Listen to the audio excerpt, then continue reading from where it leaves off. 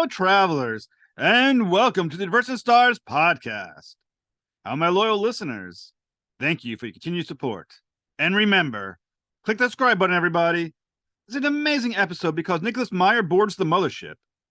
You know him as the director of Star Trek The Wrath of Khan, Star Trek The Undiscovered Country, and Time After Time. Come aboard as we go traversing the stars. Hello, Mr. Meyer. Thank you so much for coming to Diverse Stars podcast. Thank you very much. Pleasure to be here. It's an absolute honor to speak with you, sir. I will. Do you want to point out, because my father told me to, that Time After Time is his favorite movie, so he wanted me to tell you that. You've just made my day. From this point on, you can do no wrong. I do appreciate that, though I will find a way. So I will apologize for the length of my next question, but let's jump in. So beyond the use of H.G. Wells and Sherlock Holmes by Sir Arthur Conan Doyle in your works, how have these literary giants left fingerprints on your approach to storytelling? Well, I suppose I'm a case of arrested development. Yes, I have read the Brothers Karamazov, and War and Peace is my favorite book, probably along with the Odyssey, but the Odyssey is sort of the way into my true self, which is a somewhat pre-adolescent orientation with adventure stories, where people get trapped in caves with air running out, or they meet their doubles and they can't tell them apart, and or the Three Musketeers, or the Adventures of Captain Hornblower, or 20,000 Leagues Under the Sea. So all that literature, largely, but not exclusively, from the sort of Victorian period, and usually French or English books, whether it's Alexandre Dumas or Victor Hugo or Dickens or George Eliot or H. Rider Haggard. That's all my mental stomping ground, which I realize is not terribly highbrow. But as I began by saying, a case of arrested development. So I'm gonna, if it's okay, I'm gonna quote one of your movies, if you don't mind. In Time After Time, Jack the Ripper tells H.G. Wells during a game of chess, "Humans have not changed in 2,000 years. We hunt and are hunted. That is how it is and how it ever shall be." To which Wells responds, "The future will prove you wrong." Do you agree with H.G. Wells as you wrote him, or do you wish you could agree with him? I wish I could agree with him. I think that, and what the Ripper says is largely true. We don't seem to have made much progress. We still solve problems the way we've solved them since the beginning of the species. Somebody makes a fist. Mm.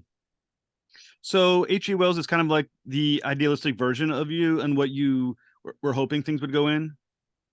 I think that's fair. I think Wells is an idealized, he's a symbol or an avatar, if you like, of a progressive, enlightened, educated, civilized human being.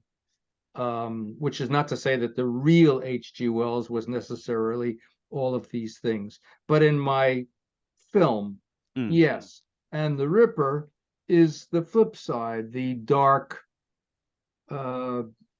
destructive, malignant side of the species, the aberrant side. Now, when you talk about Jack the Ripper, and Time After Time, once again, it's a brilliant movie. When he goes to 1970, I assume it's 1979 because it's when the movie released. He looks, he's watching TV and he tells H.G. Wells that he's an amateur compared to what's going on now. If you were writing him in 2023, do you think you would have voiced Ripper the same way, or would he be even more impressed with the direction we've gone in the last 44 years? I don't think I would find it necessary to change what the Ripper says. I might change what he shows Wells on the television when he starts flipping channels, simply because the violence has gotten so much worse. Now, everybody goes around shooting school children. But I don't think his dialogue is dated in the least. When you're thinking about that dialogue as well, because like I said, it was a fascinating moment in the film.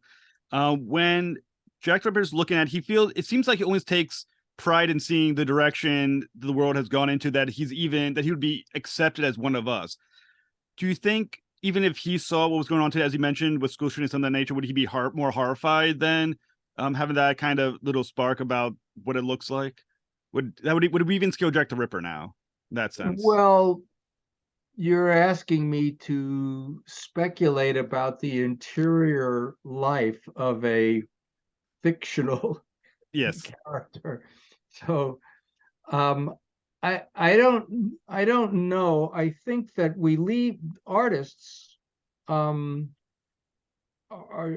to leave things to the imagination of the audience. So I can't answer questions as if I were the answer to a book of math equations at the back of the book. Um, I don't think artists, are the best judges of their own work, and I don't think we are in a position to judge the implications of the work. That's all up to other people. Artists, I think, are people who put messages in bottles, maybe put it like that, and they hope that somebody will find the bottle and pop open the cork and will find the message. But what it actually winds up saying, I don't know what that is, or what it means. I won't be there when they open the bottle, so it could be. I don't know what it could be. Let's put it that way. Well, one interesting thing as well is that having written for Star Trek, I kind of feel like H.G. Wells and the ideals of Star Trek are very similar in their view of a future, both as idealistic, positive, what it could be. Did your conceptions of writing H.G. Wells help you in your understanding and approach to Star Trek, since they seem to be sharing that idea? Well, it's an interesting question. And to be honest, I'm not sure that I can say, for two reasons. One is it's a long time ago. So it's asking me to think about things that happened years and years and years ago. And although I have a reasonably good memory, it doesn't necessarily, it can't, the word definitive is something that I distrust in any discussion about art or biography or history. So I'm not sure that H.G. Wells influenced my take on Star Trek any more than I think, in a way, everything has influenced me. Everything that I've read or heard or seen or experienced in my whole life is working on me at the time that I'm doing something, or writing a book, directing a movie. I'm the sum total of those experiences. And sometimes they're hard to identify, because you're influenced by things and you're not necessarily aware that you're being influenced. I years later realized that there was the laugh of a classmate of mine in third grade, and I picked up on that laugh, and I found myself imitating it, and then it became my laugh, but it's like 50, 60 years later when I go, oh yeah. Or the battle in the nebula in Star Trek II, I realized was very influenced 40 years later by a movie that I love called The Enemy Below. Starred Robert Mitchum and Kurt Jurgens as a U.S. destroyer captain and a Nazi U-boat captain. But you absorb these things without being necessarily conscious that you're absorbing them. and then you regurgitate them in your own way, in your own good time. And so I can't honestly work backwards and say, oh, yes, the depiction of H.G. Wells that I wound up writing and directing in that movie significantly or consciously influenced Star Trek. As near as I can figure out, Star Trek revolves around the premise, which I take it was Gene Roddenberry's premise, that people of goodwill can come together to solve problems. Let's say that. My own vision, to the extent that I can define or am aware of it, is less certain that whether people can come together and solve problems. H.G. Wells is learning a lot of lessons the hard way in Time After Time. Speaking of just another character that I did want to discuss a little bit about the ideas of connecting between characters that you've written, is going to the idea of Spock. In Star Trek 6, you have him saying a line saying, when you eliminate the impossible, whatever remains, however improbable, must be the truth, which is a reference to Sherlock Holmes. Are you thinking a similarity between how you've approached Holmes and how you think about Spock? What do you think? I imagine when you discuss that he's an ancestor, which I believe came from you, did that come from? Yes, that was my line. An ancestor of mine once said. What was it? Was never actually referenced before in any other Star Treks, correct? So I assume you're hinting at a similarity between these two men of intellect. Well, I guess. And well, I mean, I think that it's amazing how those characters are both were written by you, and 7% Solution was a wonderful novel, so thank you so much for writing that one as well.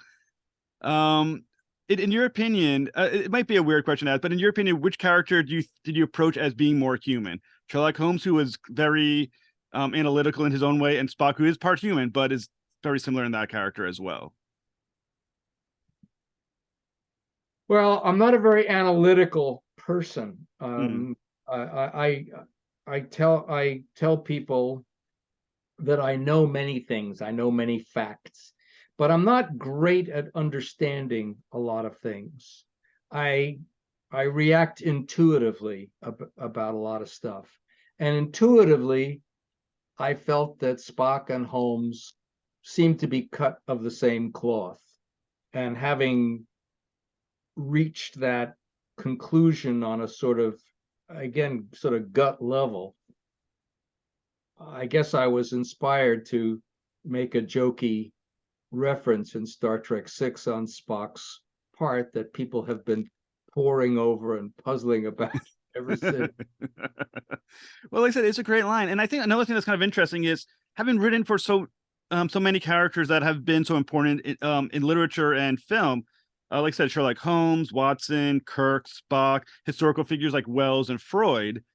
How do you write a character like that and stay true to the character, but at the same time, because you're a writer, you have to allow the character to grow. So how do you walk that line between staying true to the character and allowing growth? Well, what I find when I don't often, I learn how to work up to this long-winded answer. When I wrote the 7% Solution, there had been other Sherlock Holmes imitations, but not that many. I had a clear field. And maybe that's one of the reasons why the novel and the movie were so successful. But now there are so many Holmes imitations that if I just decided to read them and nothing else, I would never read another book before I died of old age, simply because the market is so clotted with all these other Sherlock Holmes books and movies. What I find with a lot of them, and I say I don't read a lot of them, A, I don't have time, and B, I think I worry that they might be better than mine, so I'm just insecure enough not to want to make me feel bad. But a lot of times when I do read them, um, I find that they are so slavishly imitative of Holmes as Doyle envisaged and wrote him, that it becomes a kind of species of taxidermy. Mm. It's stuffed Sherlock Holmes. It's stuffed Dr. Watson. And I think that the only way for me to render a lifelike Holmes is to put him in places and situations where he has to be a fish out of water and react differently. He has to always somehow react in character, but the circumstances and challenges have to sort of push the envelope a little Mm. bit. Watson's as well, I think. Otherwise, as I say, it becomes kind of lifeless. Mm. At least that has been some of my experience reading the other stuff. And there are authors who will proudly boast that they never use a word that Doyle hasn't used, and so forth and so on. I'm thinking, yeah, this is taxidermy.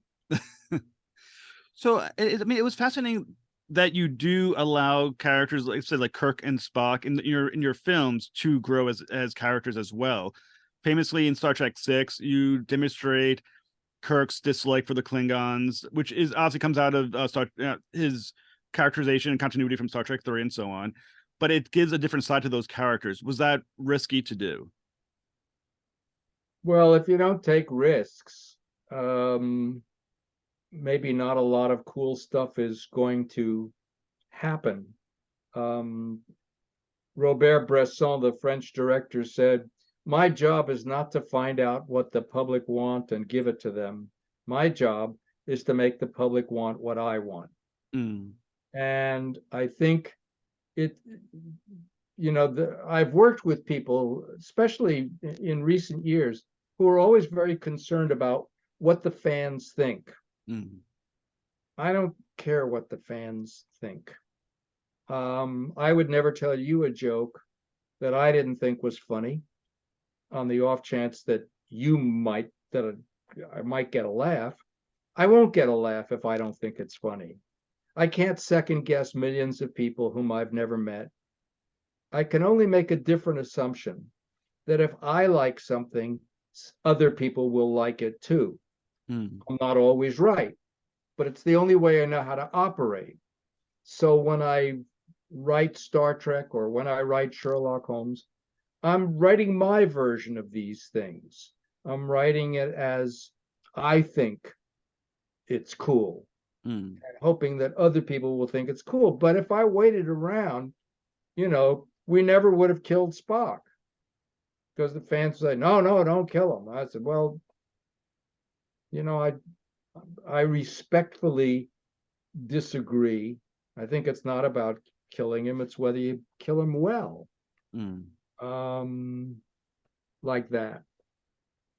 Now, when you wrote Star Trek II: The Wrath of Khan, which is about life, death, aging, regressing of that nature, you were only 37 years old, and you're talking about these deeper ideas of those who, like I said, were in their 50s, 60s, things of that nature. Where did that inspiration come from? Where did those insights come to on those concepts? Considering you're younger than I am now when you wrote that script. Well, where do artists get their ideas, or where do they get their gifts? Who the hell knows? In Plato, Socrates is told by the oracle at Delphi that he is the wisest man in Greece, and he thinks that cannot be right. So all I have to do to disprove the oracle is to find somebody wiser than me. And he goes talking to all sections of Greek society and finally works his way around to the poets. And I think by poets, we're probably talking about artists in general, sculptors, painters, poets, playwrights, probably all guys at the time. And he says, I felt that these people who have written so insightfully of the human condition will prove to be wiser than me. He says, imagine my surprise when I found that the poets were the stupidest people I spoke to. They were like children. They were like children. They were infantile, except when they did their art. And then they go into a kind of trance, during which time they take dictation from God. Mm. And this they call inspiration. Well, how does Shakespeare, who died in his 40s, write King Lear? Mm. It's stuff you know without knowing how or why you know it. Mm. My girlfriend says to me, how did you do this? And I have to say, I don't know. And artists, by the way, when they come out of that trance, when they're taking dictation from God, which they call inspiration, then they go back to being jerks again. And they don't know how they did it, where it came from.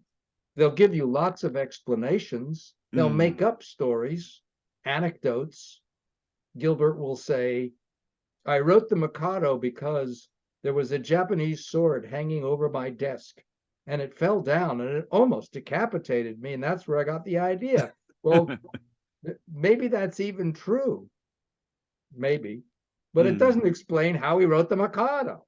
Right. It doesn't explain the gift. It doesn't explain the talent. It doesn't explain the intuition. At the end of Tale of Two Cities, when Miss Pross and Madame Defarge are wrestling on the floor for the gun, and the gun goes off. And Dickens writes, the report of that pistol was the last sound Miss Pross ever heard in this world. Madame Defarge is dead. And Miss Pross has become hysterically deaf. Dickens has described hysterical deafness before Sigmund Freud.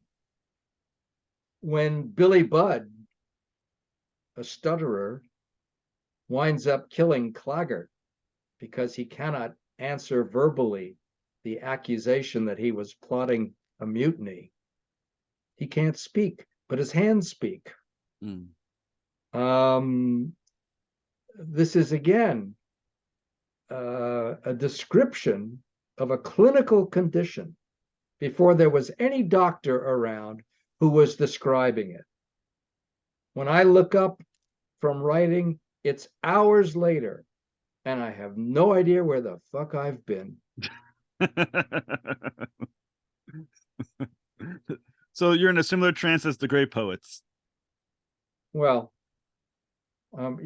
you don't have to be great to go into that trance, is what I would say. I just know you disappear somewhere, and ideas come, and but you're not even aware of where they're. I go on long walks. I when I get stuck, or even just because I need the exercise, I walk about 3 miles a day, and ideas but just drop in while I'm walking. And I have a little notebook. I carry my notebook with me, and I grab something and I write it down. Having obviously a lot of years have passed since The Wrath of Khan was written, and also Star Trek, The Undiscovered Country, which has some similar themes. Do you look back at what you wrote as a younger man and think, I was right, and how to view these concepts? Whether I was right or whether I can look at my own work or read my own work or watch my own work without wincing, without being embarrassed. I mean, I think I've done some good movies, I've done some very good movies, and I've done some stinkers. And the same with the books. What you learn from people like Philip Roth or Shakespeare or I don't know who is that the name of the game of being an artist is showing up. you come up to bat and you swing for the fences. And sometimes you're going to strike out. And sometimes you'll get on base. Once in a while, you may get a home run. And once in a great while, you may hit a grand slam. Mm. But the name of the game is showing up. Come up to bat. Mm. That's the important part. And when I look at the best of my stuff, I think, okay, I can still watch this. And it seems, cool to me. It seems relevant. It's affecting. It was maybe built to last, which is the most that you can hope for. Well, definitely a lot of your writing has been impactful, not just in certain fan bases, but culturally as well, such as the movie The Day After, which a TV film, which was when you said one of the most watched films It's ever. not one of. It's the most watched movie ever made for television. I win. So when you're thinking about in terms of impact, is it the concept that was as impactful? Was it, you look at it from the point of view of how you constructed it? What makes you think that was so influential to culture and society, even up to now? Well, The Day After, for your listeners, was a television movie that aired in 1983 and depicted the effects of a nuclear war between the United States and the then Soviet Union. It's now become obviously very, very topical, and I get interviewed about it all the time.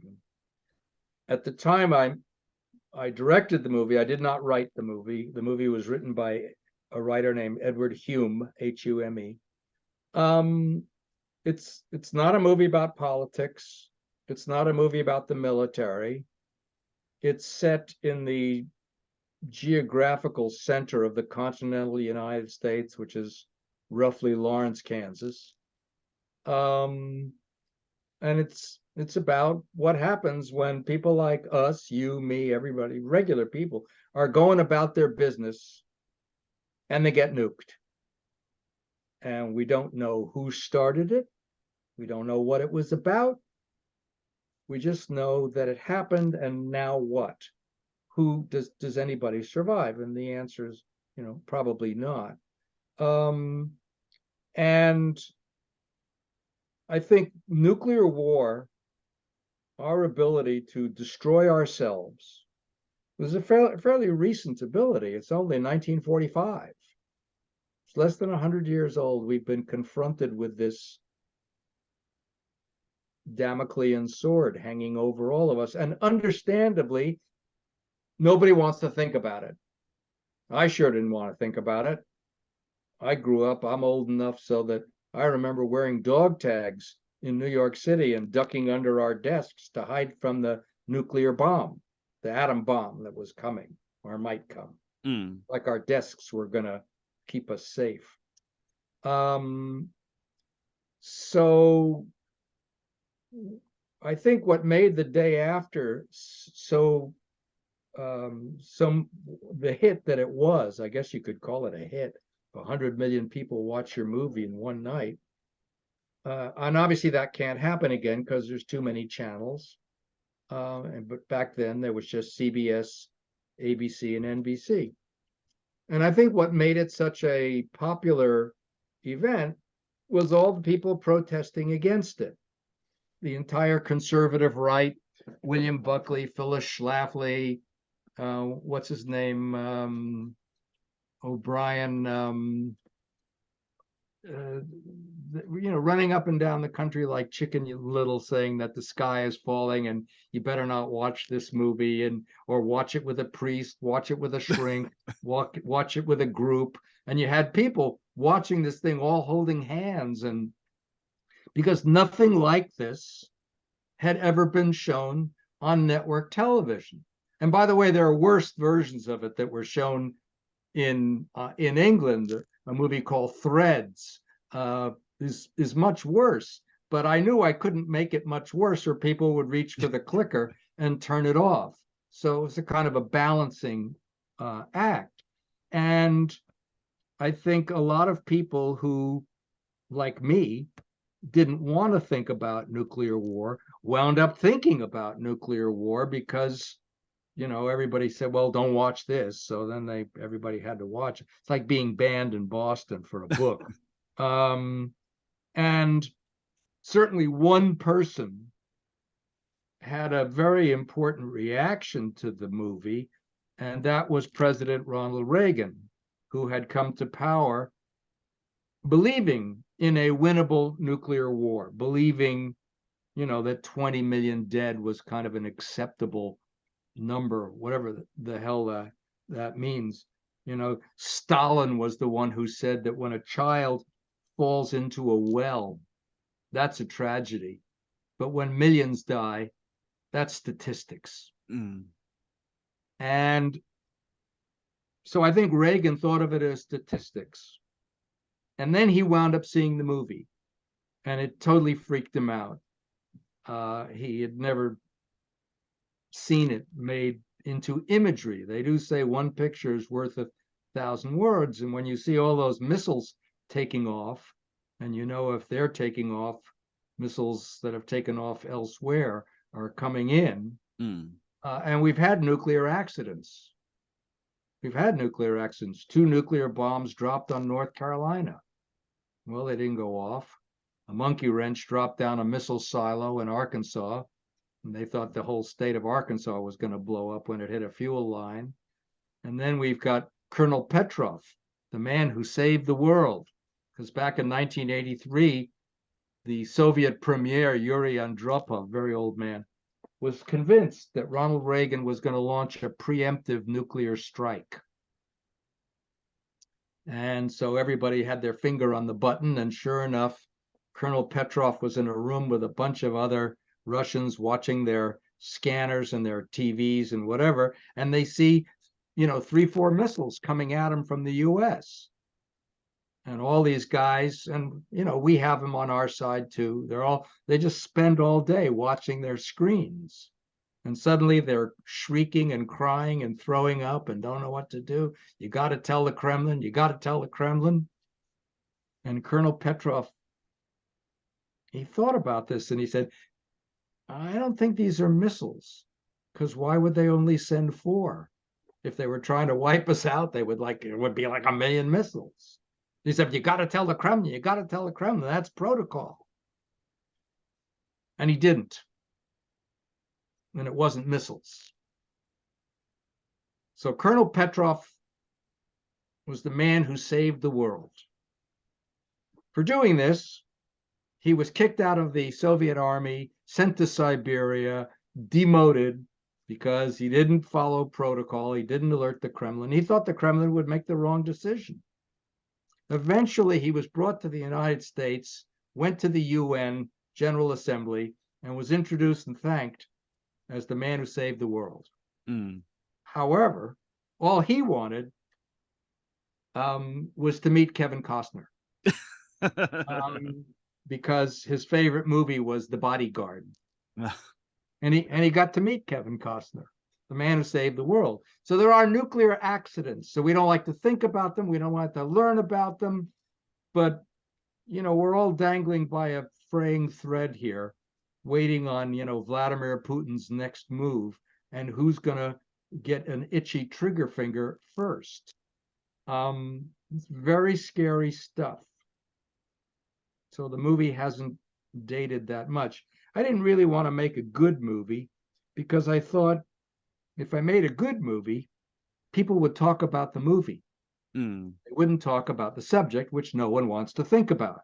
So I didn't want great acting. I didn't want a great theme song. I didn't want brilliant cinematography. I just wanted to make a kind of public service announcement. If we have a nuclear war, this is probably what it's going to be like, maybe on a good day. Do you think that part of the timelessness of the movie is because you didn't discuss how it started? That makes it possible that anything could start it, and that makes it more of an allegory for any given post-nuclear time? Well, it was certainly deliberate. We were offered by the Pentagon military cooperation. We'll give you whatever you want. We'll give you helicopters, we'll give you airplanes, we'll give you men, we'll give you, just make sure that it's clear that the Russians started it. And we told them to go fuck themselves. That wasn't what our movie was about. So do you think because the younger generations don't have, like, I never had to worry about drills, nuclear power drills, weapon drills, things of that nature. Do you think there's a less of appreciation for the potential of nuclear war to the younger generations who have not had drills like that, have not been kind of, it's always been just like this idea that's there, but there's never been like a reality to it? I think that's a terrific question. I think it is a terrific question, and it's a hard question to answer because it's a terrific question. I'm well aware that nobody wants to think about nuclear war. When I was offered the movie to direct, I think I was the third director who was offered it. Nobody wanted to do it. And I was seeing a shrink at the time. And when you're in formal analysis, the shrink doesn't really talk. You talk. The shrink is not a guru. So I was very surprised when I was lying on the couch and trying to rationalize my way out of doing a movie about nuclear war. And he suddenly said, well, I think this is where we find out who you really are. And I sort of hated him for saying that, because then I had to do the movie. So, you know, I think there are things we don't want to think about, but that doesn't mean we don't need to think about them, or we shouldn't need to think about them. And I think, you know, what's very interesting to me, and not a little bit disheartening, is to watch the conservative attack on education that's going on now from coast to coast in this country. You can't talk about slavery, you can't talk about indigenous American, you can't, and they have sort of code names for this, critical race theory. You can't talk about, you know, Columbus capturing slaves and anything like, so, and pretty soon, you know, they'll outlaw, you know, they outlaw books, they'll burn them. Then, you know, it's a short step from burning books to burning people. Makes me very, very nervous. And I don't know how a young person, as with the possible exception of privileged young people, gets a proper education anymore. Are you taught to play a musical instrument? Are you encouraged to become an artist? Are you encouraged to think? I don't know. And if you're not, then it becomes easier to dial out this nuclear war thing. Maybe it won't make any difference. We'll all go poof. We won't feel any pain unless, you know, somehow you manage to survive for a couple of weeks. So we can maybe just go on avoiding it until it happens and we, you know, blow ourselves to cinders. I will say I'm actually I teach high school, mostly English, but I do teach some history as well. And I remember trying to teach my students about the war in Ukraine with the Russians, and I will say the lack of the amount, well, I shouldn't say lack of, the amount of indifference was a little surprising, because it did seem so distant to them, and or so unrealistic. I'm thinking to myself, it's not as unrealistic as you think it. This is a significant moment in history, but I do think that significant moment has been lessened in the current generation where they never had to think about it. Well, do they understand what happened in the Second World War, where Hitler started invading places and nobody did anything until it was too late? I have once again, since, even though I'm not the actual history teacher, I teach a school for kids dealing with alcohol and drug recovery. So I do mostly live, but I do like once a week. I'll try to do something with history or civics to, you know, help their education a little bit. So we have covered that, and we did read Night as one of the English books. Oh, the Elie Wiesel book. Yeah, and Night's an incredible book. But I will say, there was a sense of detached. There was a almost complete detachment from what I saw in their reactions to things. And we've watched Conspiracy too, which was a good movie about similar subjects. The one with Kenneth Branagh from HBO back in the 90s. Huh. Okay. Good. I've tried to educate it, but like I do All find you can do as a teacher, and I've done some teaching, yeah. is you throw ideas at them, and some things are going to stick and some things are not, and you will never know who it's sticking to in your class. Some kid at the back who never says anything may be the kid you're reaching. But it's not always evident. um, you just have to do your best and show the function of education, particularly I think in before you get to college, is to kind of introduce your students to what are the possibilities, Mm. what's out there. You could learn about this, you could learn about that. There's a way to do this. um, did you know about that? And so forth, and hope that your seeds fall on some kind of ground. But all you can do is do your best, be enthusiastic, be fearless, and don't worry about all the folks coming after you, because they Mm. will. Do you think the war in Ukraine is being covered properly in media or enough? I'm not an expert enough to say. What alarms me at the moment is that support for the war seems to be waning. And it may be waning for all the wrong reasons, like the train derailment in Ohio with the toxic fumes. And people saying, well, why weren't we paying more attention to that? Why didn't the transport secretary go there right away? Well, he should have. Mm. He should have. But the two ideas are not, mutually exclusive. And we've always had this problem in the United States, which is America is fortunate, and George Washington recognized this very early, that we were protected by two enormous oceans. And so every time it's about getting involved in something overseas, that's what the Monroe Doctrine is all Mm. about. It's kind of fuck it.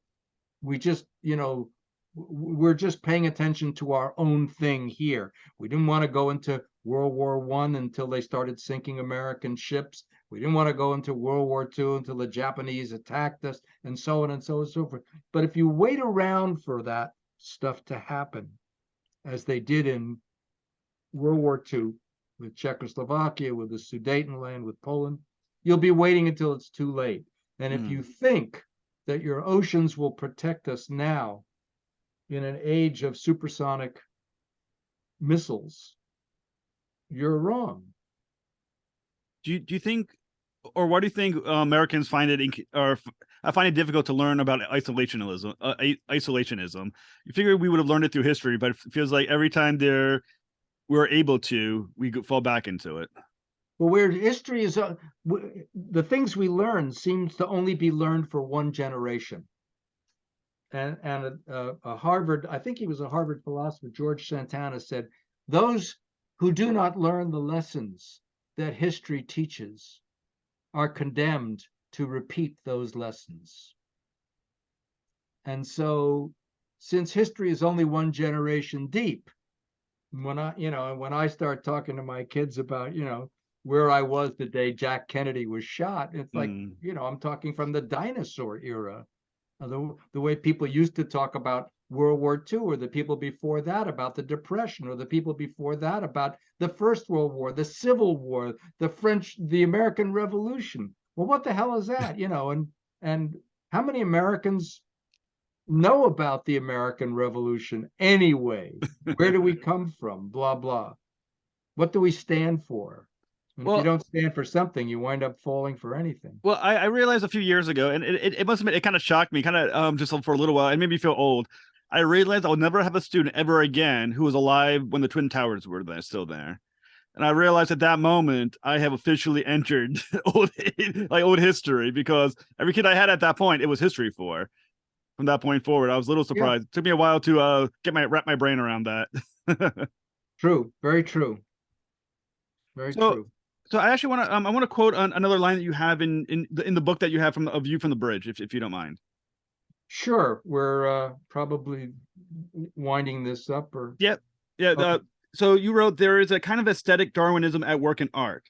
The fittest survive, but oftentimes work initially celebrated pass quickly into oblivion, with those dismissed at the time stubbornly defied interment. So when you think about your work, how do you think your work has survived and will survive? Well, at one point, Henry Kissinger was talking to Zhou Enlai when Nixon went to China, and he said, "What do you think about the French Revolution?" And Zhou Enlai said, "It's too early to tell." I later heard that Joe Kissinger misunderstood Joe's reply. Joe thought he was talking about the revolution in France in 1968, all the demonstrations, but it applies equally, if not more, to the original French Revolution. Too early to tell. It's 45 years later for a lot of my movies, and the best of them still seem watchable, and they are watched. And I can only be surprised and grateful. I assume the time will come when, for one reason or another, the fashion will change and they will fall out of fashion. And then, if we haven't blown ourselves up in another 50 years, they'll come back into fashion, and people say, "Hey, wait, this stuff was really cool." So I won't be around for any of this, but I anticipate it. So what's next for you? Well, I'm writing my 6th Holmes novel. The last one came out about a year ago, The Return of the Pharaoh, available at bookstores and on Amazon. I am working on a television series, and I'm working on a radio Star Trek podcast radio serial, which is about Khan on CD Alpha 5. Very cool. The 15 years he was in exile. So I'm busy. So I hope, and it's good to be busy, because Joseph Conrad said that action is the enemy of thought. Well, I hope when you're ready to talk about all that, you come back and talk about it, because you've been an absolute pleasure, sir. Thank you so much. Thank you. I hope it works for you. It was a great interview, and you too.